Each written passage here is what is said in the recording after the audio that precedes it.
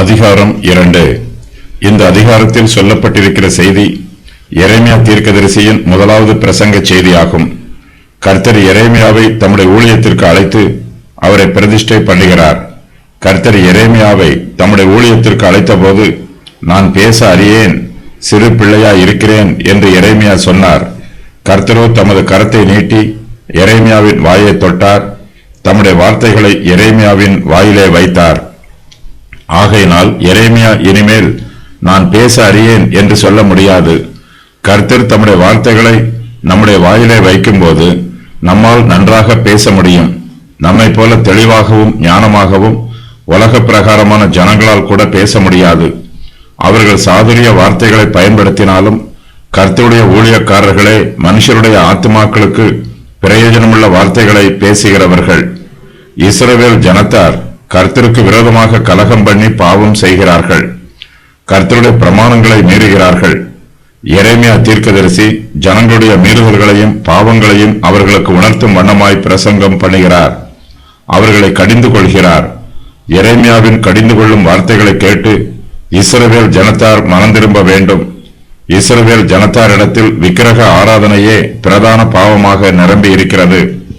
கர்த்தர் தங்களுக்கு செய்த நன்மைகளை இஸ்ரவேல் புத்திரர்கள் மறந்து விடுகிறார்கள். கர்த்தருக்கு நன்றி இல்லாதவர்களாக ஜீவிக்கிறார்கள். இதுவரையிலும் எந்த தேசத்திலும் ஜனங்கள் தங்கள் தேவர்களை மாற்றியதில்லை. ஆனால் இஸ்ரவேல் ஜனங்களோ வீணானவைகளுக்காக தங்கள் மகிமையை மாற்றி இருக்கிறார்கள். யூதா தேசத்தார் தங்களுக்கு தாங்களே அழிவை வரவழைத்துக் கொள்கிறார்கள். கர்த்தர் தங்களோடு செய்து கொண்ட உடன்படிக்கைகளை யூதர்கள் முறித்து போடுகிறார்கள். அவர்களுடைய ஆவிக்குரிய ஆரம்பம் நன்றாயிருந்தது. ஆனால் காலம் செல்ல செல்ல அவர்கள் கர்த்தரை விட்டு விலகி போய் விடுகிறார்கள். இஸ்ரவேல் ஜனத்தாரிடத்தில் துன்மார்க்கம் மிகவும் அதிகரித்திருக்கிறது. கர்த்தர் அவர்களோடு வழக்காடும் அளவுக்கு அவர்கள் பாவம் செய்கிறார்கள். யூதர்கள் துணிகரமாய் பாவம் செய்கிறார்கள். பாவத்தை விட்டு விலகி வராமல் தங்கள் பாவத்தில் நிலைத்திருக்கிறார்கள். இஸ்ரவேல் வம்சத்தாரின் விக்கிரக ஆராதனையின் நிமித்தமாய் அவர்களுக்கு வெட்கமும் அவமானமும் உண்டாகும். அவர்களுடைய விக்கிரகங்கள் அவர்களுக்கு உதவி செய்யாது. கர்த்தர் இஸ்ரவேல் ஜனத்தாருடைய பிள்ளைகளை அடித்தார்.